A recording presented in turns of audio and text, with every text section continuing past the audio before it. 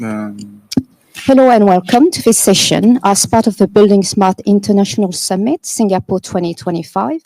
Thank you for joining. My name is Laura and I will be your moderator today. Today's session is titled Roadmap for an Energy Domain. The speakers for this session are shown on the screen. This session is scheduled to last 90 minutes, including time for questions at the end. The session is being recorded and will be made available in the replay section of the event as soon as possible. Before I hand over to the speakers, I would like to remind you that this is a hybrid event. For online attendee, your microphone will remain muted for the duration of this session. If you wish to make a comment or ask a question, please use the chat box in the control panel. For the attendee here in the room, please keep the background noise to a minimum, and if you wish to make a comment or ask a question, please raise your hand and use a microphone. I would also like to bring your attention that buildingSMART is committing to ensuring that participation in the development of standards is unrestricted and the process for their adoption is transparent, and standards that are developed do not favor any particular provider and are open, non-binding, and accessible to all. Please take note of our antitrust code of conduct, and I would like to hand over to Natalia. Okay. Thank you, Laura. Okay, that's good. Oh, much better now. So, good morning, everyone. It's great to be here in buildingSMART International Summit to talk about the new energy domain. I'm Natalia Turnes, I'm engineer, and I work for SET Foundation over 10 years now. SET Foundation is an institute of Brazilian technology and innovation. So we are also from Brazil. And I am one of the persons that they say the day one here that take 36 hours to come to Singapore. So we have another Brazilians too, as well, and Audiências too. Thank you. So before we go further, I want to introduce my colleagues and also my friends, and they're doing an amazing job here. I'm so proud of you. So first we have Daniel Nascimento. He's a professor in University of Barcelona, and he will be leading this working group of the energy domain. And as well, he's leading the Open Beam project in the oil gas sector in Brazil for many, many years. We also have Flavio Magno. He heads of Beam Group, my boss right now, and he will presenting the use case of Open Beam subsea projects, and also discussing about the insights, how IFC being applying subsea supply chain. And last but not least, we have Diego Calvet from Fundação SET Foundation, who is representing University of Porto and buildingSMART Portugal as well. He will discuss the use case of Certificare as a solution for commission offshore platform. And we have here in our audience, it's not a speaker, but we also our colleague, Fernando Guzman. He's working in commission, the Certificare, the solution for commission platform oil and gas, and doing a lot of good collaboration with us. So thank you so much. Oh, I forgot to. Yes. So let's keep to our agenda. Here we start with the introduction, how we start this working group. After Danielle will talk about how this working group are organized, and Diego and Flavio will present the use case in the oil gas sector. And finally, we present the roadmaps to Berlin, I think so. Yes, the energy domain. Yeah, working group to the energy domain, the roadmap. So here we have a historic in last summit in Marrakesh. We started discussing creating a new domain to bring open standard into oil gas sector. And the goal of this working group is to adapt these standards to industry needs, improve interoperability, and expand open being practice across all energy sector, not just focus on the oil and gas, right? So here we have interoperability journey and how this is the history right now, how we start this project. So in 2020, we start some actions leading by Danielle. We have two projects, R&D projects, supporting by Brazilian government with the agency, the National Agency of Petroleum, and also discussing with discussion with Brazilian National Standard Organization. So the supply chain, oil and gas, has a lot of problems. The interoperability too, like we have the same problem that we already know, like fragmented data, different formats, and the solution that we came with Danielle and Flavio is to implement IFC in the supply chain of the oil gas. So the first interaction we had with buildingSMART was in Luxembourg conference. And I think it was the first time we talked about this project and this solution to Leon. Yeah, right? So it wasn't me that told to Leon, but I think he... It was me. Oh, it was you? Okay. But I think Leon must think how crazy these Brazilian guys are implementing IFC in oil gas, and so it's so innovation. Yes, we are. And yeah, I think we are a little bit crazy.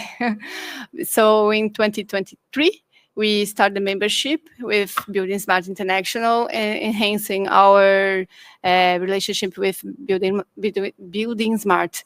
And last year, in 2024, we Aidan and Leon went to Brazil in Rio de Janeiro to doing the workshop on the accelerator program we did with them to guarantee we using the best practice of the open being and also the support, technical support for us.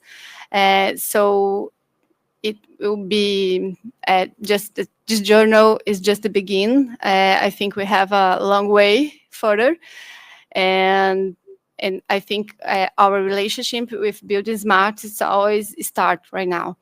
So now I want to pass with my friend here, Danielle, to go further with the presentation and start the presentation of the working group. Thank you, Natalia. It's a pleasure to be here, and it's a pleasure to you guys to join here with us. Well, one moment, please. Thank you. So, guys, one moment. Thanks.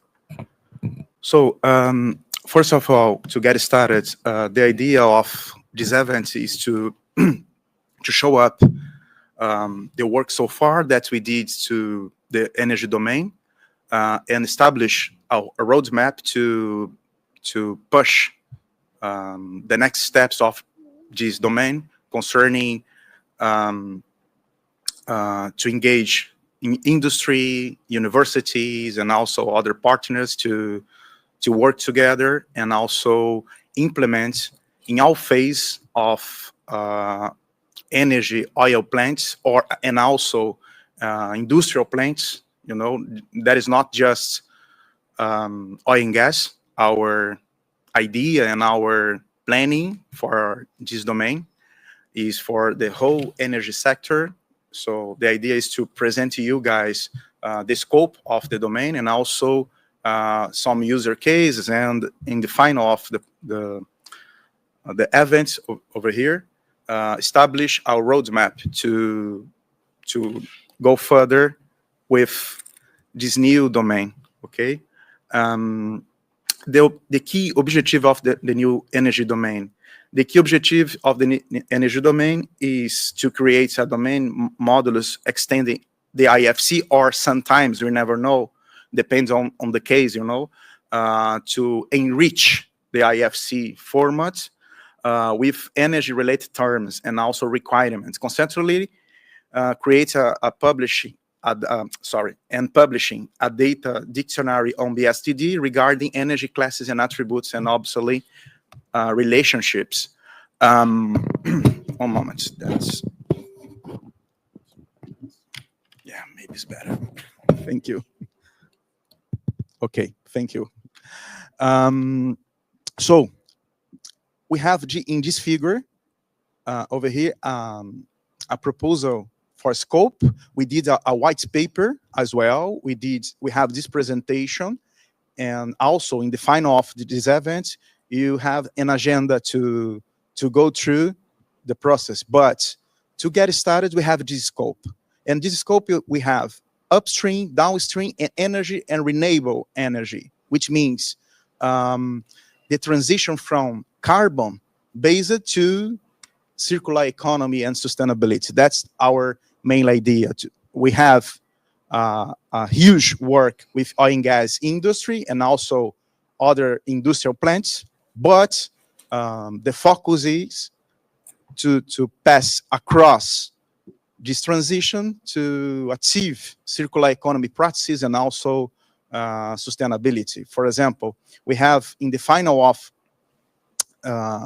in the right side, we have the 10 hours of circular economy. So why not to look at the oil and gas industry, industrial plants, constructions and facilities, and trying to do one of, or at least one of these practices of circular economies, or prepare the classes and attributes for that, to do recycling, repair, refurbish, and this kind of things. So also in this figure, we have the asset life cycle. So the idea is to work vertically in the life cycle, which means base design, executive design, construction assemble, commissioning, decommissioning, operation maintenance, facility management, and so on. And horizontally in this figure, we have the areas or scope of a lot of energy companies. We did some investigations. We put a lot of information, in the white paper that we're going to provide for you, and to find out to achieve this figure and have this scope concerning upstream, downstream, mainly oil and gas and other energy plants. And in the finally part, we have this renewable energy transition that some companies that we already invited are work on it to do recycling, to do something more sustainable and more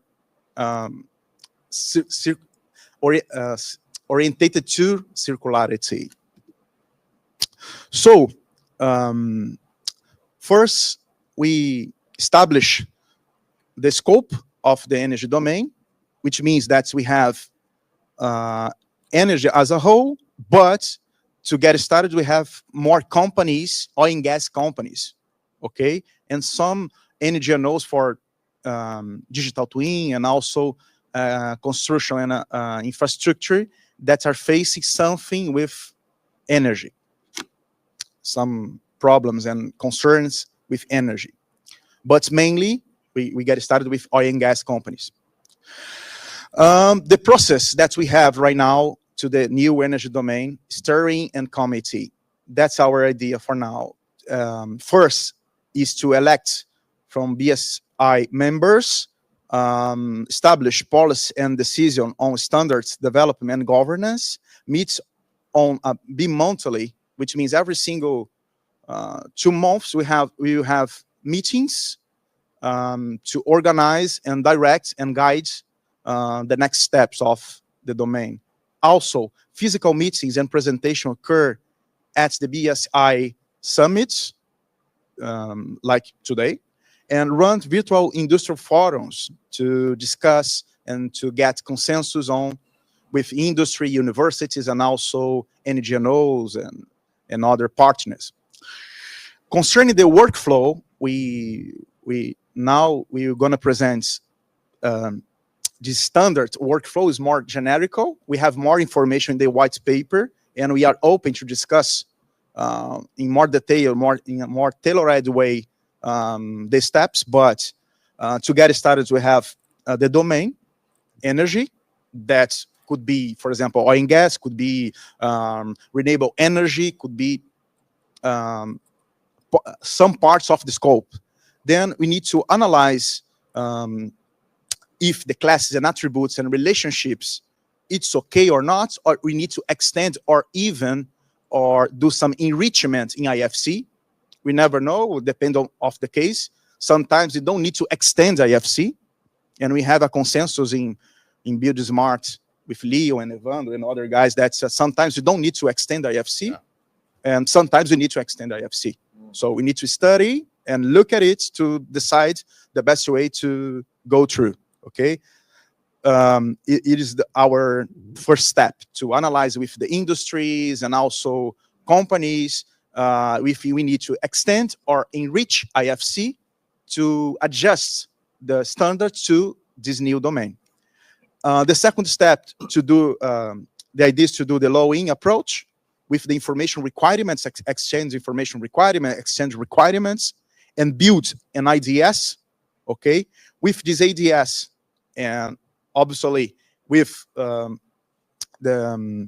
this exchange requirements and also this extension or enrichment in IFC, if it's needed, the idea is to do the validation service, okay? That's Fernando is working with Evandro now in the validation service. That is a verification, a check if this extension or enrichment accomplish the rules of the IFC5, okay? Just the rules of the standard is very important to point it out over here.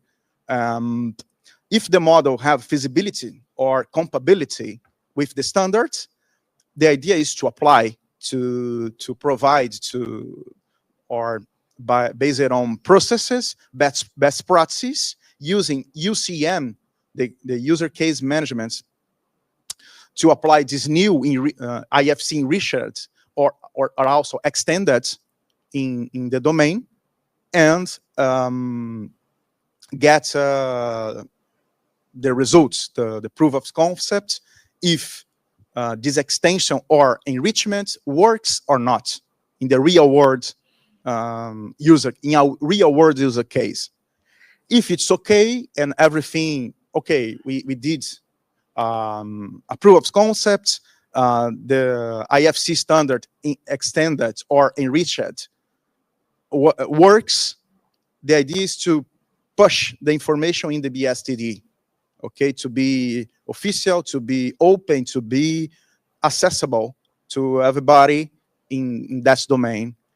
After that, in the workflow, the idea is to build some open APIs to support companies and also universities to translate data, to sharing data and information, obviously, in an open CDE environment, which means the idea is to provide some APIs, translators, to facilitate the work with the industry, companies, and so on, okay? Then we have the idea of to provide an open CDE to share this information in a proper way. And when we have this information there in the open CDE, we have an environment that allow collaborations with BCF, for example, being collaboration formats to gonna make happen the versions and the relationship between suppliers, owners, and partners with controlled versions and also properly operations or orchestrations. Okay, so far when we arrive, the BCF and Gs looping using the standards, we got the job done. The first version of the job done. We can cover all parts that new extension or enrichment works real world scenario, and we have that information in all open locations, BSTD, OpenCDE, also open APIs to support companies. That's our idea as well. And the idea is to do for every single domain, and also industry. Oil and gas is the first one, and the other energy companies is following the same process to build step by step a new domain and adapt IFC for that. Because we have, in this context, other formats that is not so popular than like IFC, to be honest, because IFC have over 3,000 software that's import and export for IFC, but in the oil and gas and other energy companies, they have other standards and formats that you need to integrate and prove that works IFC for that new context. So, moving forward to the next steps of the new energy domain, the idea for now is to establish, to show up some advantages, disadvantages, and also challenges of that we are facing in this new energy domain. Advantages we already know, but it will pass very fast just to establish these goals and also challenges.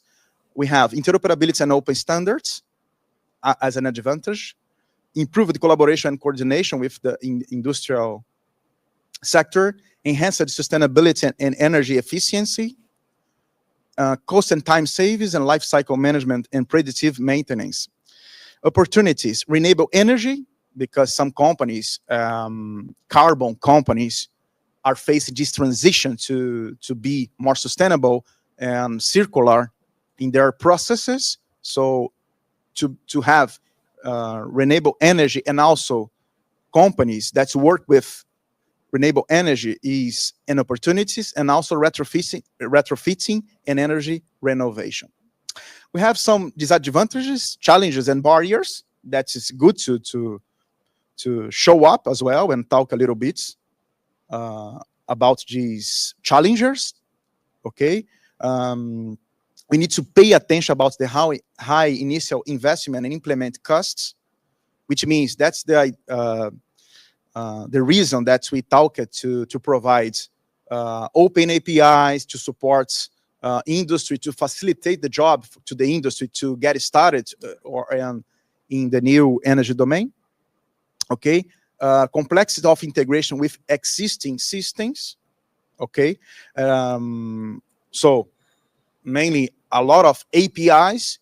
We'll do some translations from existing softwares or existing standards to connect, to integrate with this new domain, because they already have some standards and some softwares that we need to connect and translate to the new energy domain. Large data handling and storage histories, cybersecurity, and data privacy risks. For example, with buildingSMART, I'm from the University of Barcelona, and we try to do some European projects and use right now is a good connections with international data space. So we need to look at it and pay attention concerning the cybersecurity and data privacy, and limited standardization and interoperability. Okay, because we have boundaries and you need to put our feet on the floor to get there. Some challenges, we have lack of skilled workforce and training gaps in that sector, resistant to change from traditional methods and standards as well, because they have other standard that is not so popular. They have like 3 software vendors that use that standard, but that means that is not a popular standards, and IFC is more popular. So to be even more popular, we need to connect with these standards to integrate and also facilitate the work with the existing methods and also standards. Long learning curve and adoption time, ownership and liability issues in collaborative workflow, lack of government policies and regulation frameworks. For example, we have some countries like, for example, Brazil. They did a B mandate, but that is not an obligation in the first phase to use IFC in that sector. So, okay, we need to use an open standard. So some companies are seeking some standards. What is the best standard? How I can adapt the standard to use in my domain? So is another part, because some B mandates, they are putting regulations for construction, civil construction, infrastructure, in this kind of things. But in some countries, they don't have specifically some regulations for energy. Other barriers and obstacles of open being to the newer energy domain: incompatibility between energy simulation tools and BIM, lack of industry-wide collaboration and standardization, complexity in management lifecycle data, inconsistent BIM implementation across countries, and limited availability of BIM libraries for renewable energy components. So the idea is to establish our challenges, disadvantages, and also barriers to pay attention in our next steps. Drivers. Let's talk about drivers. We have, as a drivers, digital transformation, government regulation policies, demand for renewable energy and sustainability, cost savings and efficiency gains, enables standardization and interoperability, advances in AI, generative AI, IoT, and digital twins as well, to explore generative AI and also connections with IoT, industrial IoT as well, and to provide an ability, allow digital twins to use that information properly. Cloud computing and big data analytics, financial incentives and green investments, and training and capacity building. Just to get back a little bit, we talked for some people that came out right now about the scope of the new energy domain. That means upstream, downstream, and energy and renewable energy. The workflow to our committee to extend or enrich IFC, apply, adapt, and publish the concrete and validated IFC standard or enriched in that new domain. And we went through these advantages, opportunities, disadvantages, challenges, barriers, and also drivers and enables. So just to move to some examples, and we will gonna provide some 2 user case, okay, in that event today, but some examples of the energy domain that we will present right now. We have this smart solar power plants in Morocco that generate an impact with 600,000 tons of CO2 emissions saved annually. So using Open BIM, with collaboration between international teams, they used Open BIM and got best results concerning CO2 emissions annually.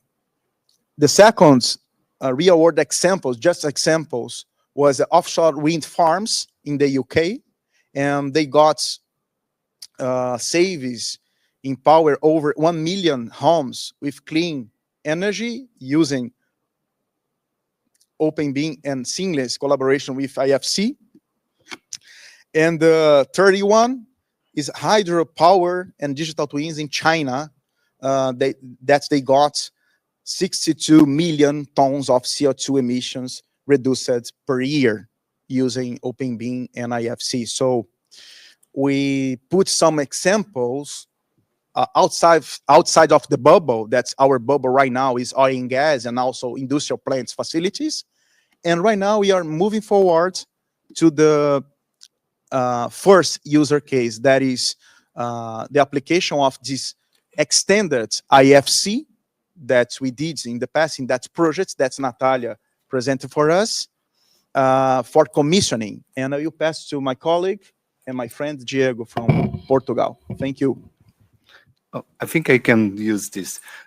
Thank you. First, thank you, Laura, for the opening, and thank you, Natalia, for the kind introduction. And what amazing journey. And thank you, Daniel, to bring me to this. And I'm very pleased, and you know that. We will here introduce two different use cases. I will introduce the first one that is connected with the certificate that we have here, the work with Flavio and Fernando. And I hope as soon as possible we can publish that in the UCM system. And by the way, outstanding working. I saw yesterday by the chapters, the new interface, the new tools. We are eager to contribute on that. In this first use case, I will show you and put emphasis in the IFC-based API we developed for the certificate. That is a digital commission tool that allows digital commission on site. I've delivered a broad viewpoint, and Flavio next will present a more technical approach, but you have here Fernando and Flavio to discuss some technicalities, but I will bring some broad idea also to connect with that was Daniel presenting how we should and we invest to deal with next challenges we have with this domain. So the certificate is a solution that is still under development. We did this, as Natalia pointed out, with sponsored by the Brazilian Agency of Petroleum in an R&D project. This is a web and app interface that allows, as I said before, the industrial plants digital commission. Oh, I'm sorry. No, we are here. The certificate. Can you see how beautiful it is? Outstanding web interface and the app. That is also a game changer because in the past, I was a public server in Petrobras. We do a lot of paperwork to do the routines of commission that is very relevant to be compliant, because we are talking here about industrial plants that have a high risk in their operations, and this is a very relevant phase in the industrial operations. Now, just here it's worth highlight this in the beginning. I think that it was hard to Daniel to sell the idea to both to the partners and also for our team to develop an API based on IFC. For sure you remember that, and people say, why we're doing that API using IFC? And I think, and I will try to realize that how that vision was valuable with the results we will bring after. Now we can state we are using international standards, as Daniel showed, IDS, BCF, and Fernando is working with Evandro in the validation service, and that is about standards. Lars is not here. We were discussing yesterday about, and I will quote Lars, how standards are fundamental. And we also discussed it yesterday. Of course, big players, they will set their specifications and about the data requirements. Based on standards, of course, could be a mix of standards, internal standards, American standards, European standards, and we are introducing interoperability based on standards, okay? And that is very relevant. Now we have ISO for IFC, IDS, and all that tools. But on top of that, and they say, okay, now we have the requirements standardized, and we have the interoperability using standards. But I think that's not enough. And I will also quote Leon here, because when they realize the value of to use the standards, when they realize and we deliver reliable data. And after that, they say, okay, now I believe you. Okay, we have the standards, but you are delivering reliable data, and that was a game changer. And people start to believe in that Daniel was driving us, and I think that is a game changer. And I'm very confident in Berlin. We have a lot of people from industry because we deliver, and that is, I think, our main goal in that domain is to provide and combine the work with academia, the research unities, and the industry. Okay. Yeah. No. Okay. This is just to illustrate. I will not dig deep on the technical aspects of the API. The API is it's built around REST and IFCJ zone. Fernando and Flavio could talk about you, but I'd like to highlight this in that images. Also, we use standards for everything. Okay, IDM, level of information need, and every process we did with R&D and the companies, we use standards.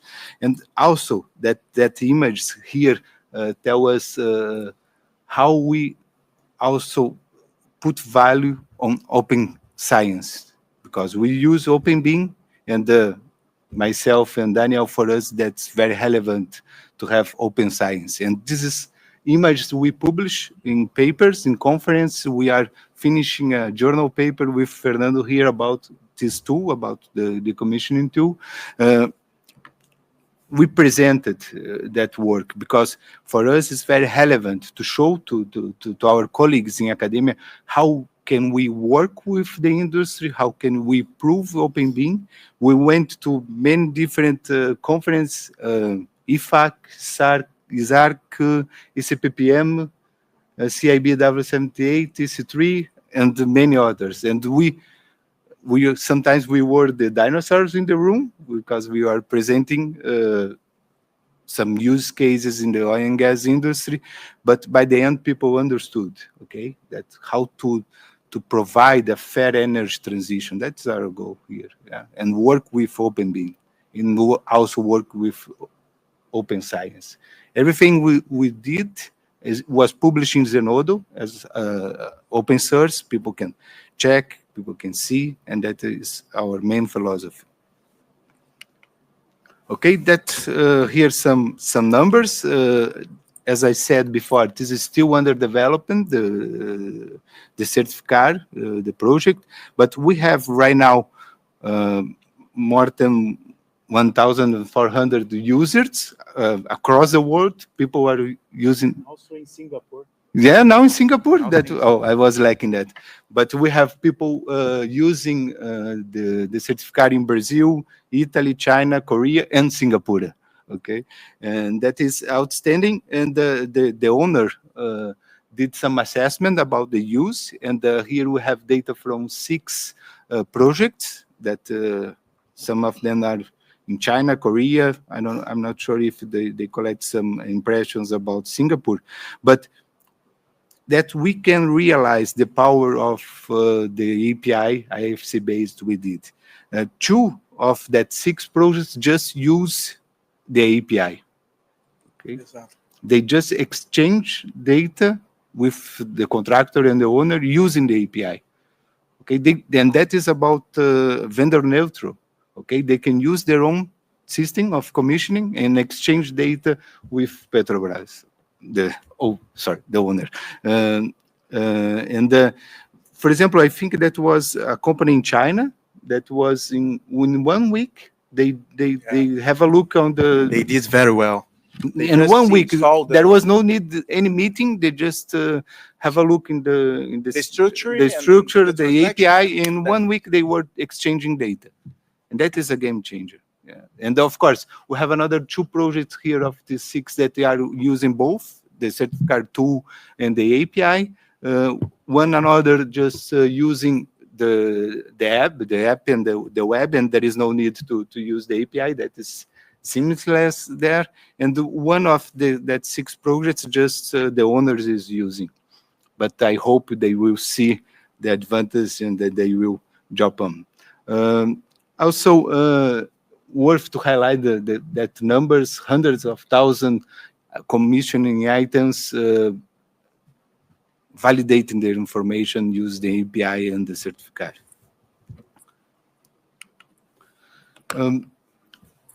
Just to pinpoint here, and that is the benefits, that's a solid benefits. We delivered improved collaboration, integrity, efficiency, and scalability. And most important, paperless traceability and interoperability. Yeah, that is worth, because and that is, I think, that's very relevant. We are bringing to that new domain practical experience, and we have, as I said before, we have academia. Yeah. Daniel and myself, I work also in university, and you have CERT, that's an institution of research, and we have the industry, and we will prove how to deliver it, and we are doing this with excellence. Thank you, guys. You are so amazing. Yeah. And just I will just highlight from the outcomes the BSDD. I think also Daniel highlight that. That is very relevant to the harmonization. Again? Yeah. The harmonization of the extension, again, it's another way to make public the classes, the attributes we are doing. We have the Digital Industrial Commission already in the BSDD, and of course we will have the Sub-C as well, and everything we are doing in the domain we will publish in the BSDD. Yeah, because, for example, with the BSCD and the open structure and enrichment or extension of IFC for commissioning, we already use it in some projects, and other companies are using with some students that I have, for example, in Equinor, in Norway, and other companies, they are using based on this structure and that's information that we already have in the BSTD. So we can provide more connection between companies and also other application based on this first extension, because you can use for other things, for other companies, because we are talking about digital processes, workflow, process mining, and you can use for other domains and companies and so on. So, and also to the academia, because I'm a professor, Diego is a professor too, so we can use for scientific way as well. Yeah, just a final remark is that how valuable was your push to drive us to the IFC, and now also that amazing team we have here represented by Fernando and Flavio, but we have a lot of other colleagues there that support that develop, that prove that idea that Daniel was a pioneer and envisaged that, and we delivered that. Yeah. Now I will hand over to Flavio to show up the next use case. Okay, please the mic, the hand mic, please. I like Thank to. you. Yeah. Well, hello everyone. Good morning, and we're gonna talk about the second use case. Maybe not. I'm sure it's the born of open beam mandate for energy domain, right? Yeah. It's this. And Petrobras and ANP are here, so I'm going to talk about them. First of all, we should thank Petrobras, because those guys were amazing during our 4-year experience, and they teach us a lot about subsea stuff. Casalec is here, so from Petrobras is online. So thank you, Casalec, for the. He's a pioneer. We know in Brazil is like, I don't know, 10 p.m. Oh, almost 11 p.m. So thank you so much. Yeah. Thanks, Casa. Yeah, I'd like to thank also the Brazilian Petroleum Agency that allow us to make this collaboration. It was so nice. It's okay. So we were at a 4-year collaboration to make to start digital transformation of the CBC sector at Petrobras, right? Bring in open beam principles. And here are some numbers of, in just one field in Brazil, we have, well, if you stack all the equipments, they reach the height of Corcovado, that mountain with Jesus Christ statue on top of it. Yeah, it's a lot in Rio de Janeiro. Yeah, that one. And if you align all the pipelines, you could reach from Brazil to Japan. It's half of the world. We took 2 12-hour flights to get here, right? It's so long. And a lot of equipment, a lot of information. I really don't know how they could transfer all this information in PDFs and Excels. How? Well, that's why we're here, right? So some typical assets, subsea assets for you who doesn't know. Subsea, oil and gas subsea people are that people who drills, right, at the subsea soil until we reach the oil and gas reservoirs.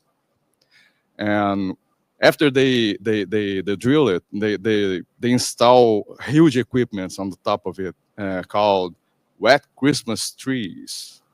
Wet Christmas trees have this name because the equipment in land fields, in snowy places, people look at that and say, hey, there are Christmas trees. So in the sea, wet Christmas trees. And we don't invent the names, right? Yeah. We just model the information. Yeah, not our fault. Yeah. But there's a lot of kind of equipments and umbilicals to control these equipments down there and from the surface. And finally, pipelines. There are two kinds of pipelines, basically, rigid and flexible.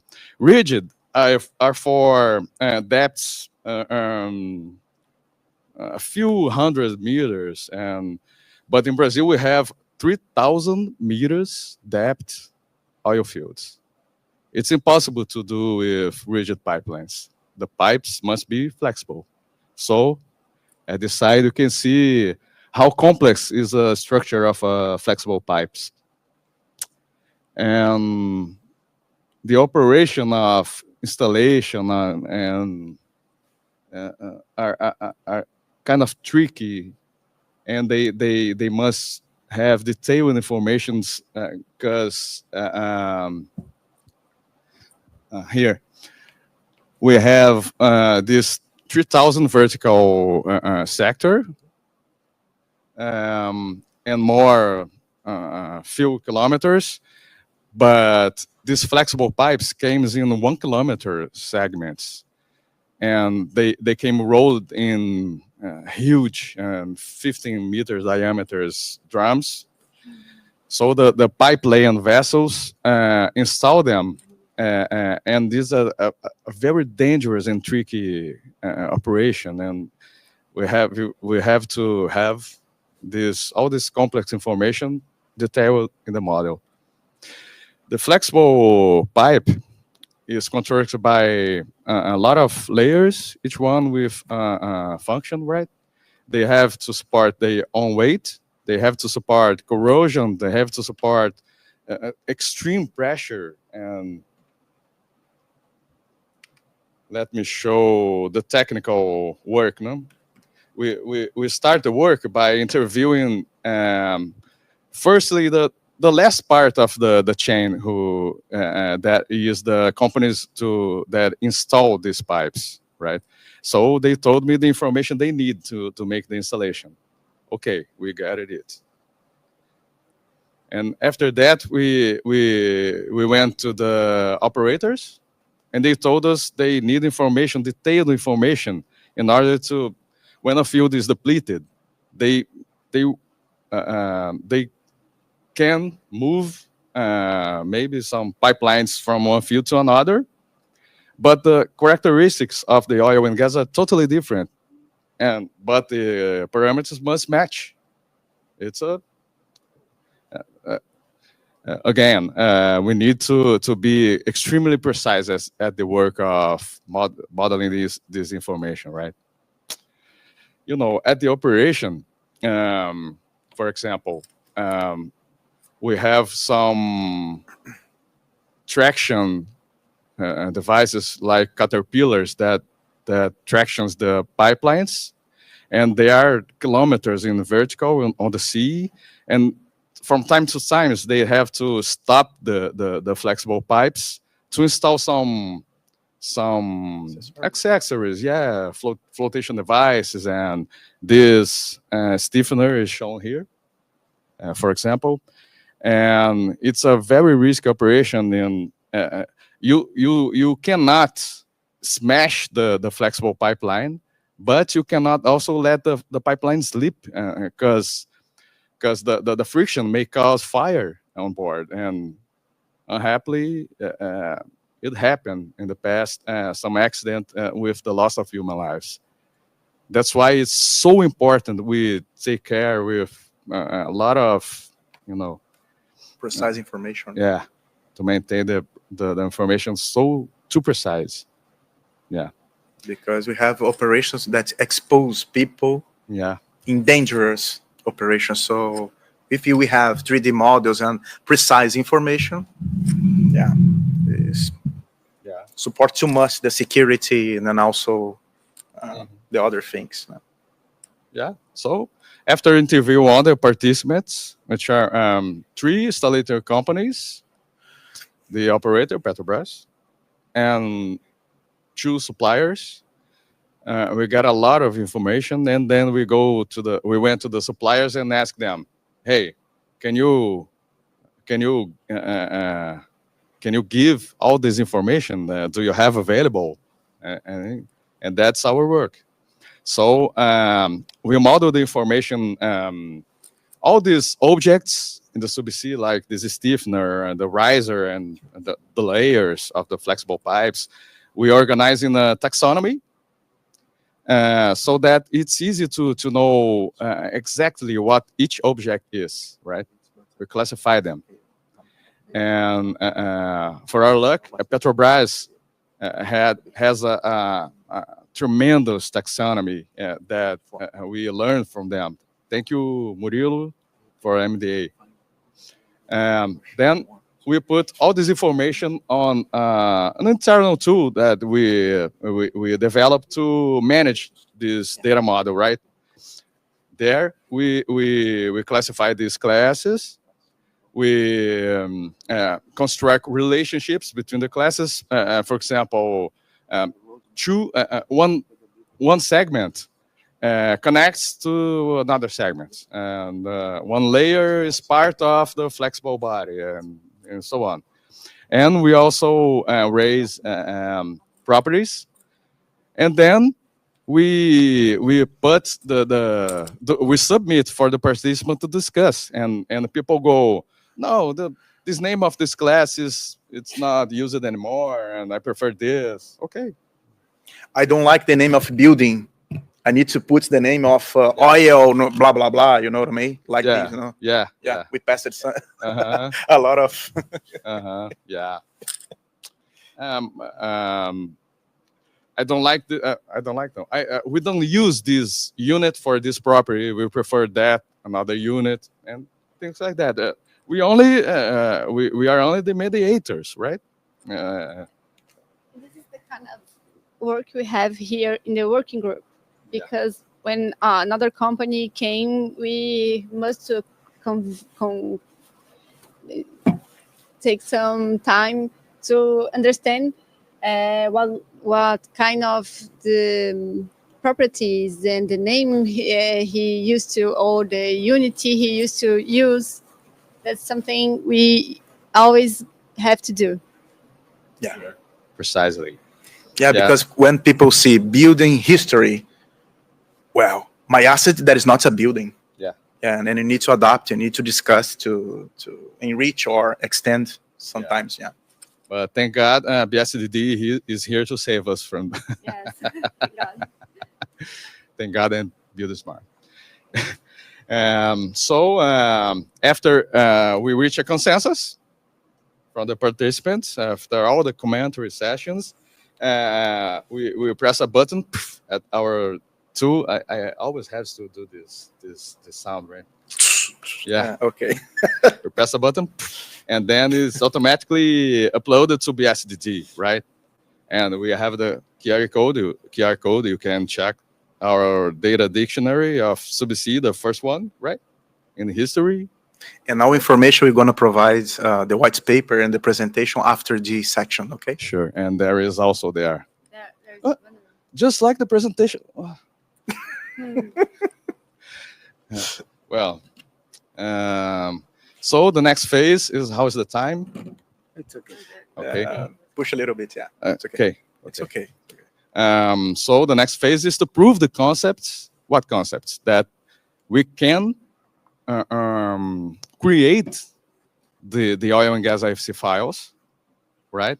That we can transmit over API, that we can receive, store, and everyone can query the information. So let's go. Fasten your seatbelts. We use an invention from Professor Daniel here. Back in 2016, he had a vision that IFC step files should be stored, should be breaking into individual objects and stored in regular databases.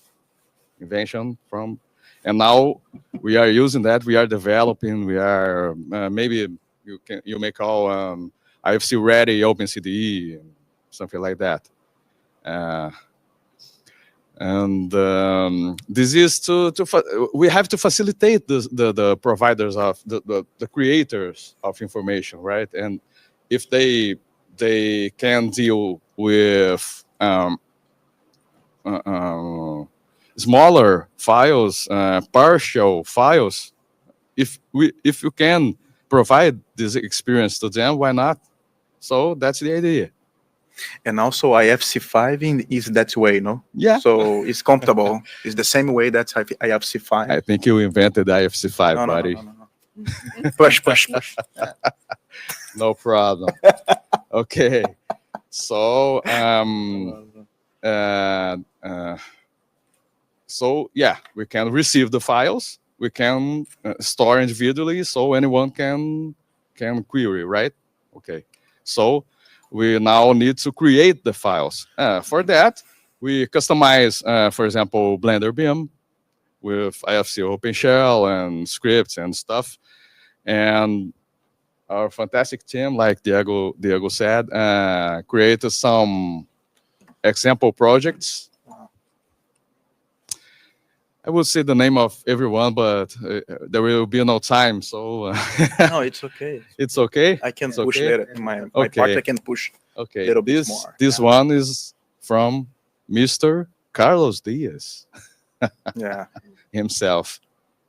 Yeah, that CDE that Daniel invented is an invention with his student Elias, that is now in the team.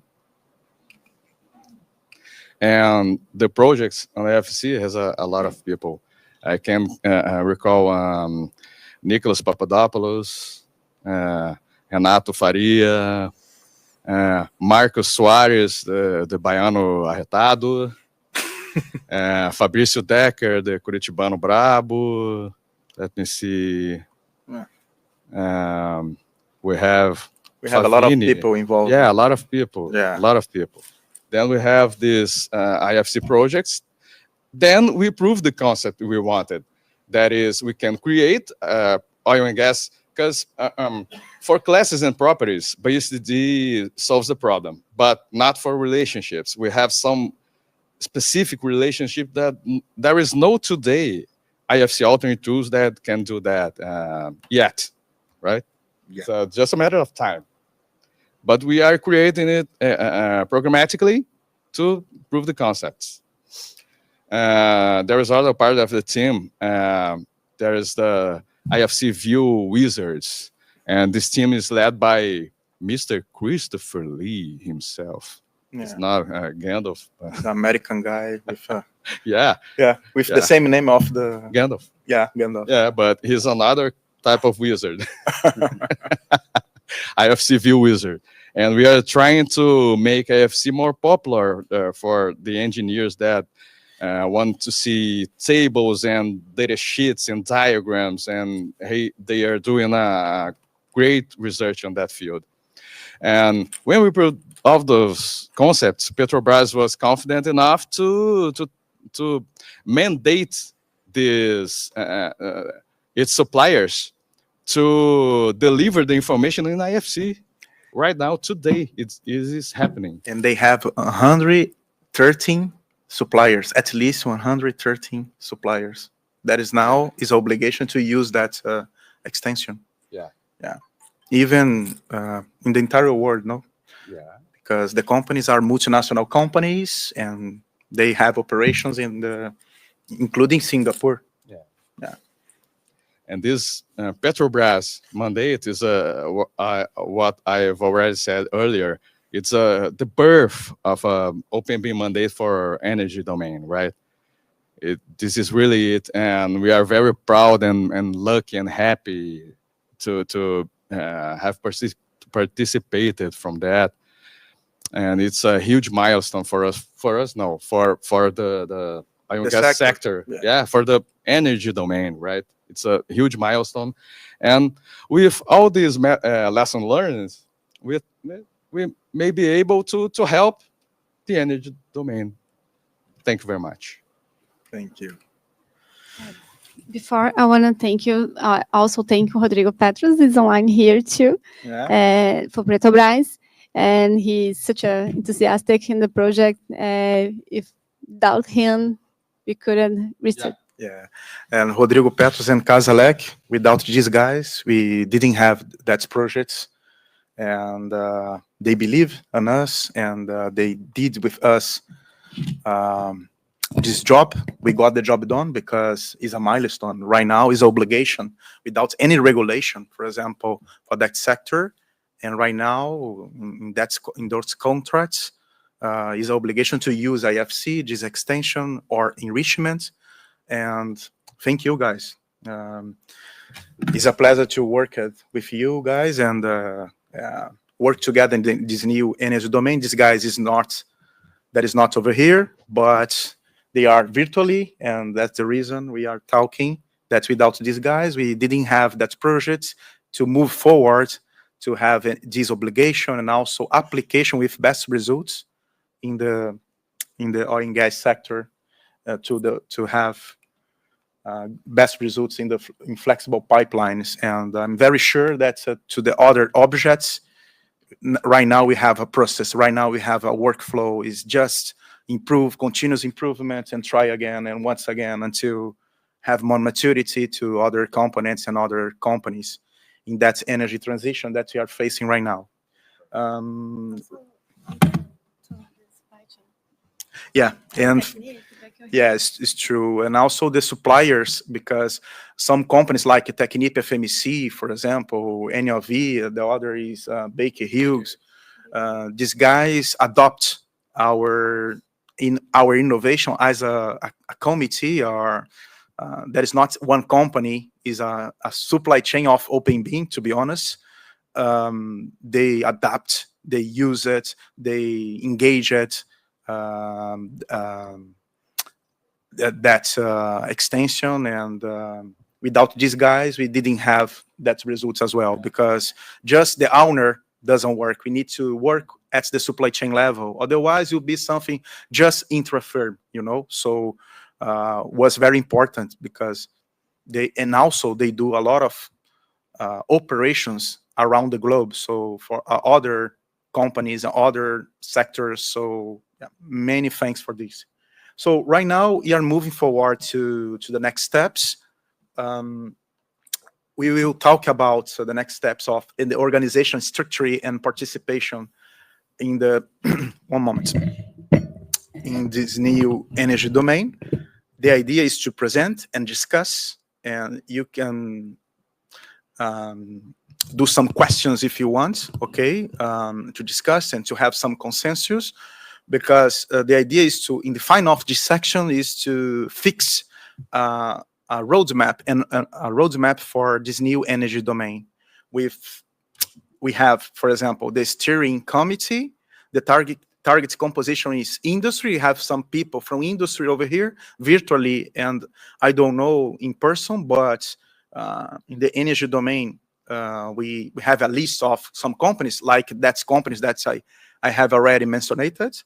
So industry, academia, and governments, and others, and also responsibility, approve standards, and oversee the roadmap, okay? The technical working groups. The working groups, we have threefold.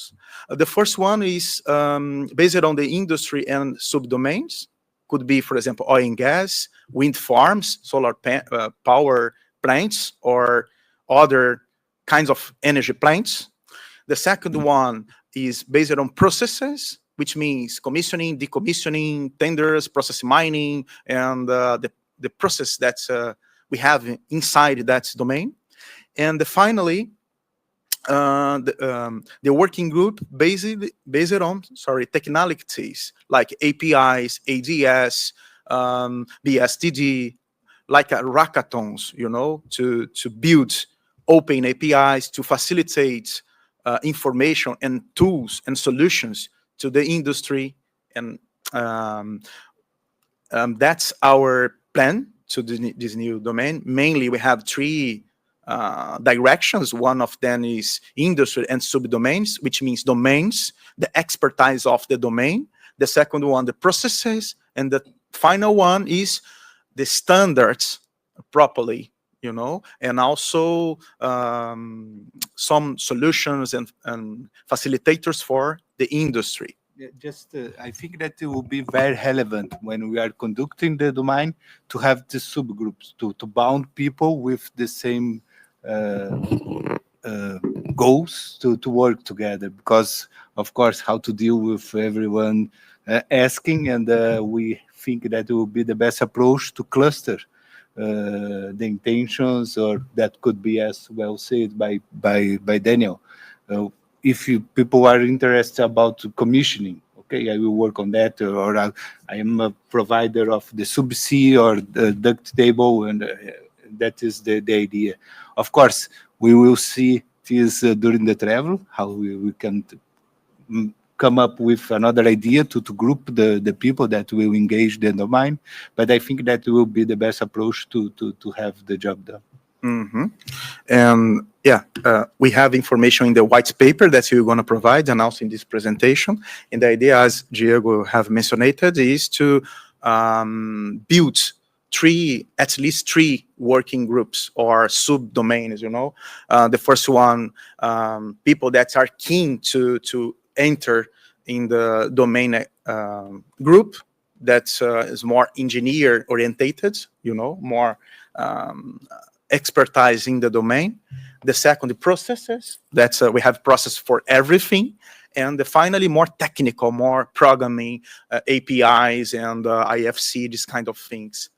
And the 30 vertical points, we have the decision-making protocol, consensus based on approval of standards proposals, and escalation to BSI standards committee for unresolved issues, which means if we have something that we don't know how we can do properly, we can escalate.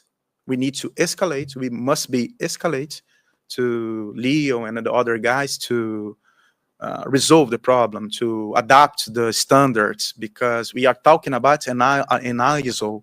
So it's very important to pay attention to it. Okay. Yeah, for sure. Yeah.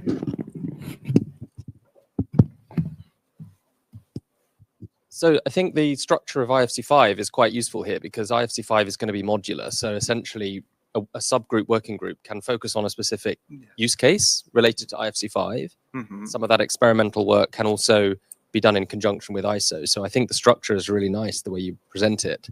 And just say related to some of the IFC5 work, it really makes sense from a kind of use case perspective as well. Yeah, for sure. And Aidan, we already talked about the compatibility of this extension and enrichment, we never know if is it extension or enrichment. We need to know is compatible with IFC5. Yeah. So the idea is to following the rules and the structure of the IFC5. Let me just pinpoint that I think one advantage we have is to have technical people inside the domain, that we can provide the proof of concept for the industry and do this step by step, and that we can use some tools that we did to share with the members of the committee to facilitate that implementation. And open, yeah. We are more technical, to be honest, and is a good thing that the idea is to provide more tools and open tools to the industry, related and compatible with IFC5. So the another part of the presentation is the collaboration framework, internal support, UB domain leadership. I'm from the UB, University of Barcelona. The idea is to just to get started to do this leadership, to organize meetings and working group and some developments as well with students, with projects, if European projects, with oil and gas projects, to have some foundings to do something to the industry, how we did in the past, for example, in that projects, because the results of that project, of those projects are open. So the idea is the same, to maintain open solutions, to facilitate the job to the industry, and internal technical support and tailor-made tools, working group goals and milestone dashboard, which means we need to have a strategy very clear, make the crystal clear, and then have some milestones to achieve the entire. I will get back a little bit just to make the crystal clear concerning the scope, to cover the scope of the domain, day by day, step by step, continuous improvements, but to have some milestone, because we have a lot of areas and asset life cycle phase, so we need to cover that. Don't stop, push, and continuous improvement in the scope of the domain. Okay, one moment, sorry. So liaisons, we have BSI Standard Committee, also BSI Technical Solutions and Product Teams, and other domains to dealing with other domains and to integrate with other domains, to have compatibility with the terms and also technical solutions from buildingSMART International. External partners, standard bodies, industry groups, research groups from other universities, other NGOs that works, for example, with digital twin, that works with other ontologies, because as I already talked, in that domain we have other standards and other ontologies that we need to integrate, that we need to be comfortable to be useful for the energy sector. The communication strategy, we already planned to quarterly industrial briefings on needs, quarterly working group briefing on progress, biannual reports previously to the BSI summits, which means every single BSI summit, the idea is to have a previously report for every single summit, okay? Knowledge sharing, open source repository is like a philosophy. It's like, it's a philosophy for us to do something to support the industry, to gonna make it happen. The use of these extensions or enrichments, whatever, to be popular. To provide case study library to user case management, showcasing successful energy projects, workshop, webinars, and events as well.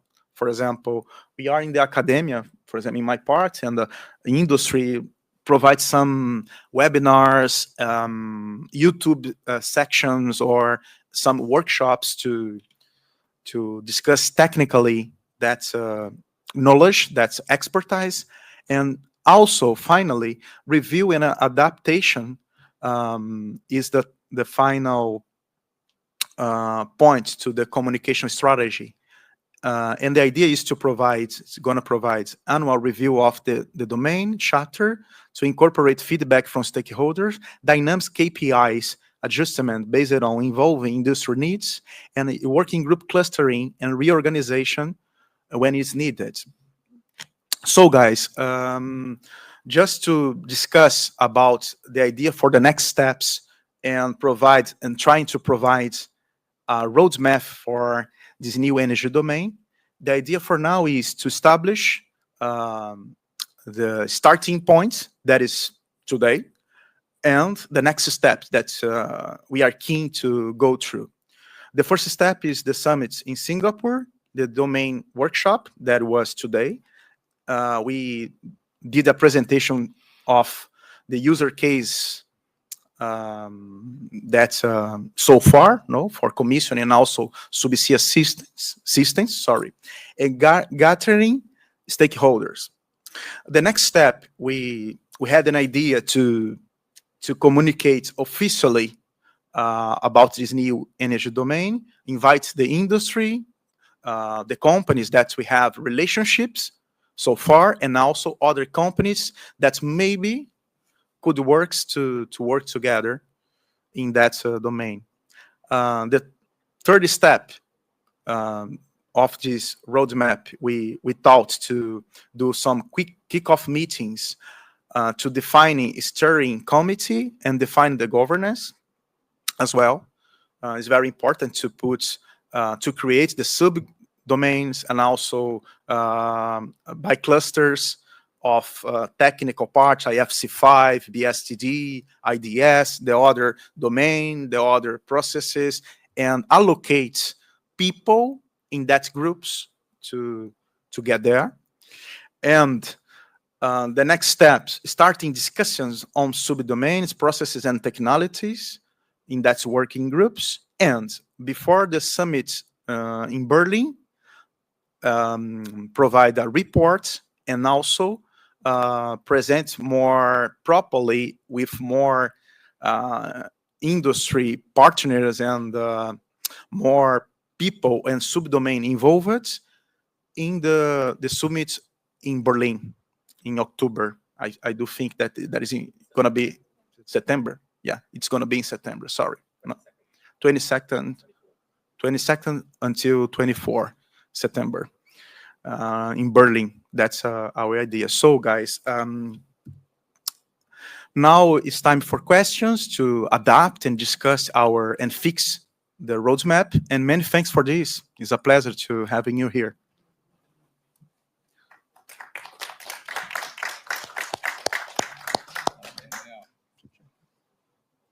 So, hello everyone. I'm Veljko Janić. I'm president of Bexel and also your colleague from construction domain. And to be honest, congratulations on everything you already did. We are in construction industry in terms of project management, the most complex industry, and you are in the most complex part of the construction industry, oil and gas. So, so it's I really love that you focused on IFC and OpenBIM, and I have first of all, I would like to offer our full support and would love to continue discussion also on a domain level, especially focusing on construction, commissioning stage, and so on, and just being as a company, a software vendor. We have a significant number of employees from oil and gas, not from your region, but from Asia, primarily Middle East, and we learned a lot and how important proper organization of the works execution. You also mentioned safety issues and other things, how they are important and so on. So, so really looking forward, and we briefly also talked yesterday.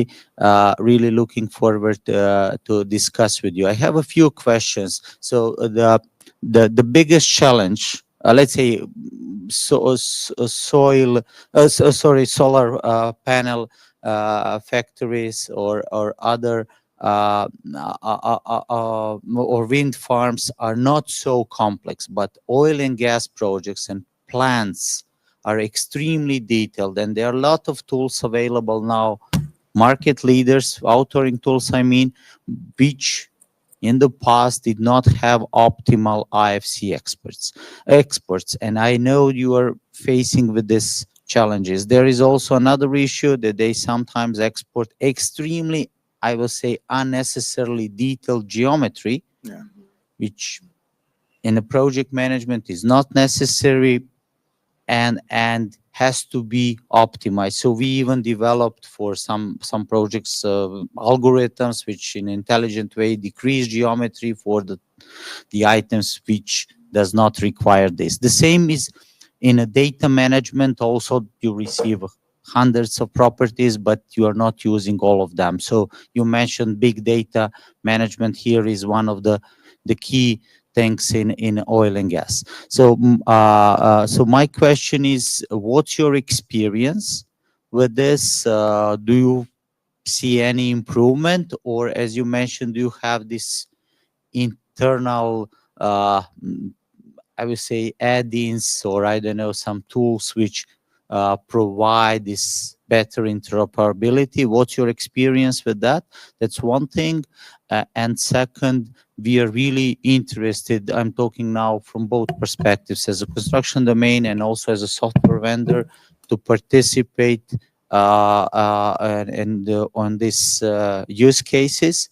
So to just do this integration and this, especially we are into optimal cost management and planning and detailed planning on site. So my question is, do you also at the end, do you have some good IFC examples of the oil and gas project? But I mean not just these parts, but entire project, because that would be really amazing to test and to showcase, maybe even on the next summit, some examples. So thank you again. First of all, many thanks we are more than happy to hearing from you that words. And yes, we had experience mainly in oil and gas. It's very difficult because it's too crowded. For example, oil and gas platforms or industrial plants, we have a lot of information is very crowded geometry with a lot of details that sometimes that is not so necessary. It's true. And we did 2 user cases, 2 applications, real world scenarios for commissioning and subsea, but we are on the way to have big geometries and big data. Is a challenge for us to work with these, because I don't know, we had a lot of information from the suppliers. For example, in the subsea is over 113 suppliers with a lot of information. In commissioning, a lot of information too. For example, this API, 8 projects are using right now, and every single project have a lot of suppliers.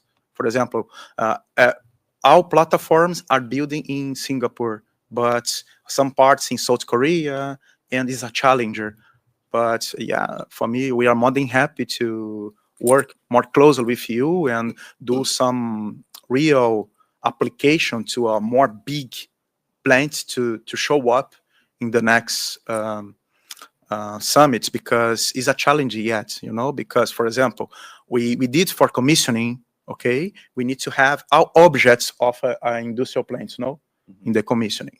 It's okay, but we don't have at the same time all geometry to do other things with more detailed information. So it's true, we need to move forward to prove, to adapt visualizators and also modelers to dealing with the geometry and also geography, because we need too much the geography inside the SIA, and also the most important in the subsea part, for example, inside the sea.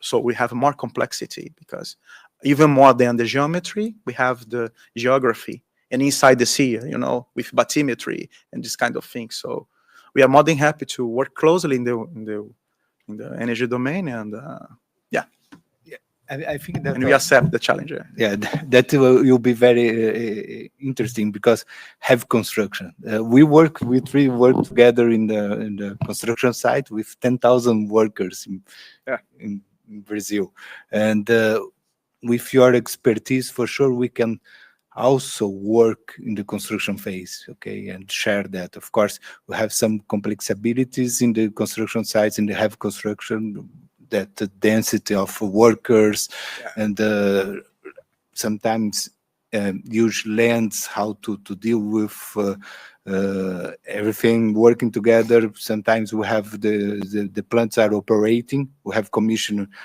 during the operation of the industrial plants, and for sure we can share knowledge, and that will be outstanding. Yeah, the oil and gas industry has solved this problem for decades ago, but the softwares are proprietary, right? What we're doing right now is transform them into, in order to they can use IFC. That's the solution. And I saw, for example, yesterday I did a meeting, and I saw a building site with 40,000 workers. They have right now 14,000. A refinery. So, yeah. Thank you. Any more questions? Yeah. Yes. Hello, I'm Ronald Burks from Global Consulting Group. We are an independent consultancy firm in the Netherlands. And I was wondering, maybe I can contribute to the roadmap or bring my network to this. But I was wondering, what is the scope of this? Is it also an idea to extend the scope with offshore industry, like platforms or wind farms, or is it just restricted to the oil and gas industry? What's your opinion on that? Thank you for your question. Yeah, you'll be amazing if we can work closely in the domain, and the scope you're going to provide in the white paper, and that is the scope. We plan to work with upstream, downstream, and the transitions to renewable energy and natural gas and carbon management as well. So that is the scope that we planned for now, and we are more than happy to work more closely with you and come aboard in our discussions, and also and you're going to provide a white paper with more detail, with like a 20 page like this we did, and we have more information there, and we are open to receive questions and do some meetings, and including you in our group, in our discussion. Thanks. Thank you. Yes. Looks interesting. Thank you. Thank you. And there was very impressive presentation. So it was really good to see what's the extension, how big it is. So it's really interesting, amazing. Thank you. Thank you. It's a pleasure for us. Thank you so much.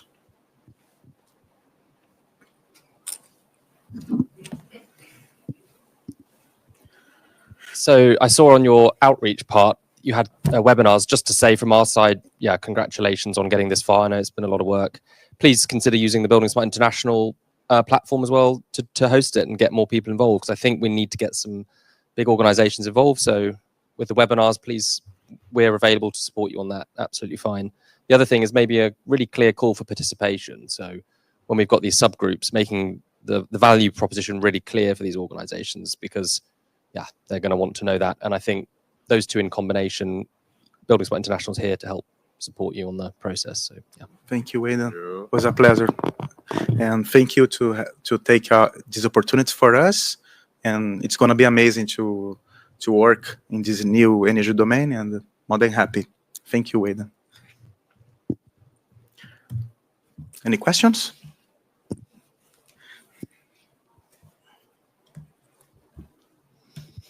Hello, guys. I'm Charlie Boone from Luxembourg. I was surprised that you said that it's starting with a meeting over there. So I was just curious to know what was this meeting about and who were the stakeholders from Luxembourg, maybe. Which meeting, sorry? The first meeting where Was Diego. Diego can Okay. talk. Yeah.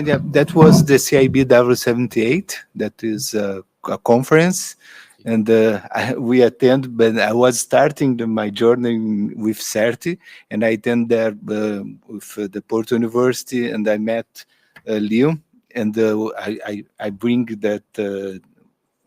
The work that CERT was doing, and I say, okay, I have that work in progress using IFC to oil and gas, and the first reaction of Leon was, what? Why IFC to oil and gas? And we set up a meeting, and we met Aidan, and that was the beginning. Okay, thank you.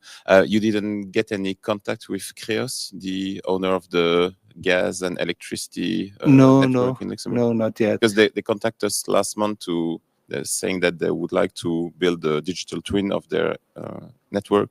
Oh, interesting. So we can have a working group on that. Brilliant. In your work. Thank you. One more, can I? It wasn't me.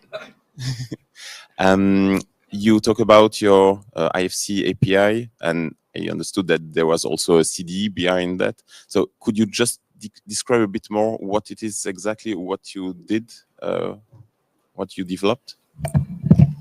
Yeah, it's more like a converter of a database to API to export, and the contrary. People from a modeling software tool, or is it something that you integrate in a modeling software to export, or are you taking the IFC and then you store it as in a database form and then you push it into a CD? No, this API is for receiving API input from other softwares, and then Certificare server route the information to the receivers. It's like that. Internally, it's not in IFC, right? IFC is just external language. Okay, so from the vendor, you export in IFC and then you push it there. Yeah. Okay, got it. Thank you. Case of commissioning, no? Yeah. Certificare, the case of commissioning to the subsea system is to translate from no standardized data to IFC data in a JSON approach. Yeah. Translate to the step. Sorry, I did a mistake here. And then translate to the step, IFC step.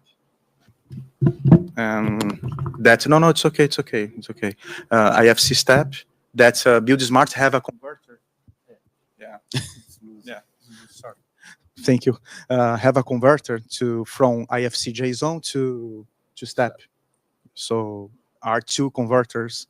Okay. And no standardized data to IFC is the first step, and then to convert to IFC. Okay. And we did some publications, and we can.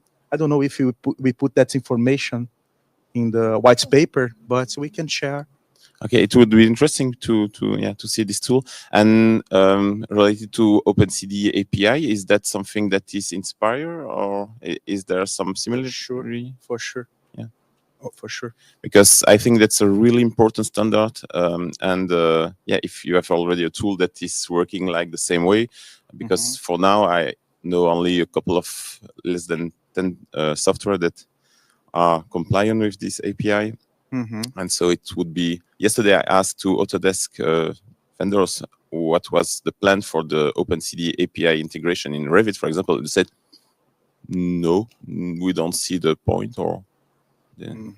So I was a bit surprised. The workflow we have here, this strategy to make the API open, the APIs are open, and then after the BSCD, and you can connect with an open CD, and then it's working. Then, if some vendor don't want to use, there are others. We wish to collaborate with BSI in order to evolve a lot more these open CD standards. It's really important. Thank you very much. Thank you. It was a pleasure. Sorry, Laura. It's okay. Thank you for attending. I think we can close the session. No, you can. Thank close the you. section, Thank please. you very much. Parabéns. Moleque.